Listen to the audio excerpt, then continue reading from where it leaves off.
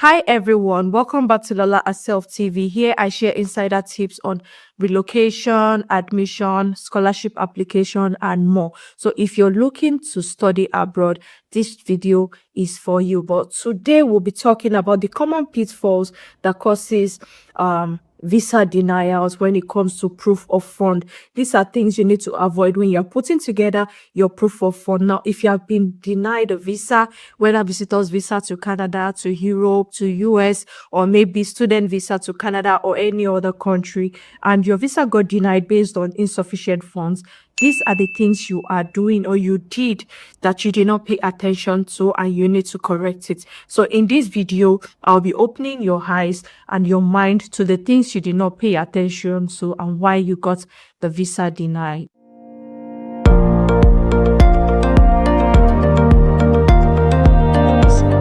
Number one is opening a new account. You don't have to open a new account when you just applied for a visa. You can still use your old account provided that you have the funds for it. If you open a new account, it sells you out. It's a red flag because there's always an history behind every account. Number two is your source of fund. You are not explaining your source of fund. For instance, you say you are an employee or you are an employer. You need to explain how you got your funds. You need to show proof. You need to show evidence. You need to show receipt. If you are an employee, be ready to show your checks or your receipt or your bank statements where the money is being paid in. That's your salary account. So you can use your personal account and also submit your salary account to show where your fund for that particular trip is coming from. Another one is lodging lump sum of money in your bank account at the time of your application. Now, let me explain this one. This is a very important one, and this is what majority of people do. Maybe you borrow money from your friend at that time and put it in your account. In space of 1 month, you have like 10 million in your account.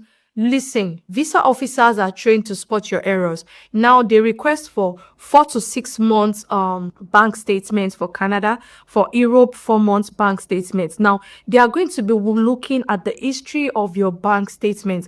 That's why they request for you to submit that duration. Now, if your accounts at the time between 4 months does not have up to 2 million naira, maybe sum of money in your account is like 200,000, 300,000, 120, 500,000, and all of a sudden 15 million entered your account a month before you submit your visa application, and then after that maybe 100,000, 200,000, there's no traces of 3 million, 4 million, 7 million from previous months. This is a red flag, and this is what majority of you are doing, and this is why you're not getting that visa. Another mistake that is causing you your visa denial based on proof of fund or insufficient fund is based using your personal account for your business account, and you are not explaining why.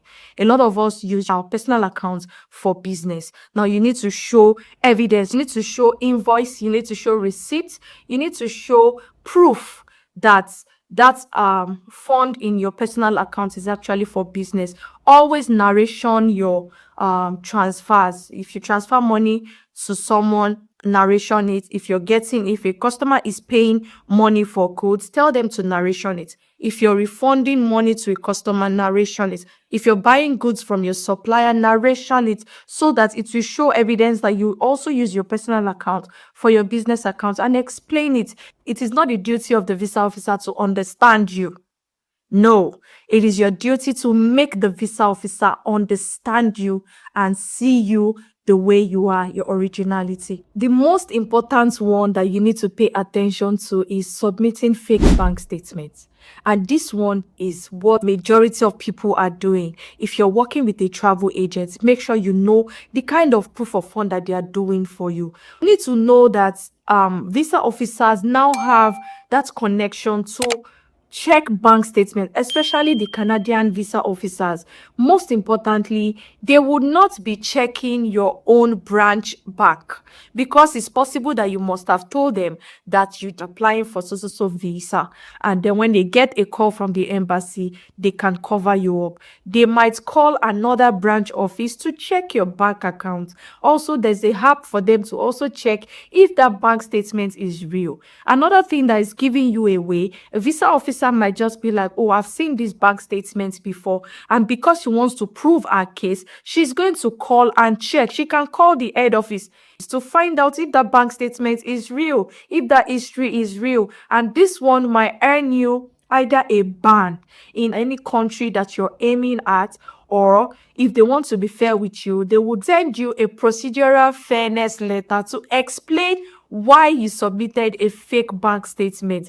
And at this point, another thing that can make your visa be denied based on insufficient fund is if you submit a blurry bank statement. Now, let me explain. Every visa have their own file size limit, so you need to know the file size limit. Some visas can be like a file can be 2 MB, some can be 4 MB. So work with that file size, because if you don't, especially for those of us that have 80 pages or 70 pages or 54 pages of bank statements, and you want the file size to accommodate it, so that way you are compressing everything. Now, when the visa officer, opens your bank statements, it will be very blurry, not clear. Now, the visa officer will assume that you don't want him or her to see what is in the bank statement or your history and everything. And this one is a turn off. They are just going to deny you based on insufficient fund, and that's it. The most important one is emptying your bank statements just because you have submitted your visa application. This part is really important. Now, if you apply for a visitor's visa, make provisions for your proof of fund immediately as you are starting your visa application process. All right. Even before you start your visa application process, make arrangements for your proof of funds so that everything will be accurate. Now, you don't remove money. Some of you will say, oh, I've submitted my visa application. Maybe you borrowed the money, you want to return it to the owner, and you just take out of it. And this is where the problem is, because majority of the agents will be like, oh, no, they don't check. Just submit it. What they want to see is the balance. It doesn't work that way, especially with Canada. Canada would always check. They will check with your bank. So you want to be careful. If you have been denied visa before based on this, look at these mistakes and try to avoid it in your next application.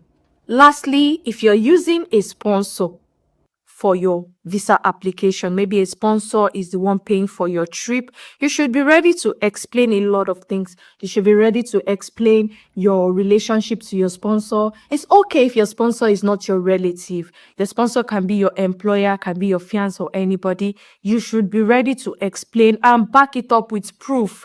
For instance, if your sponsor is your relative, but you don't share the same surname, you should be ready to show birth certificates. You should be ready to show pictures of you and your sponsor together in different occasions. You should be ready to show evidence that your sponsor has sent you money several times. You should be ready to show chats about you and your sponsor. You should be ready to submit your sponsor's data page. Also, if your sponsor is a business owner, state it and submit the business certificate. If your sponsor is your spouse or your fiance or all of that, you should be ready to explain your connection, your relationship with proof of pictures, of receipts, and all of that.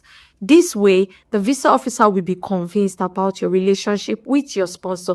But if you're not doing this, this is why you're getting denied anytime you use a sponsor's bank statement for your visa application. So, which of these mistakes have you made before, and how are you looking to correct it?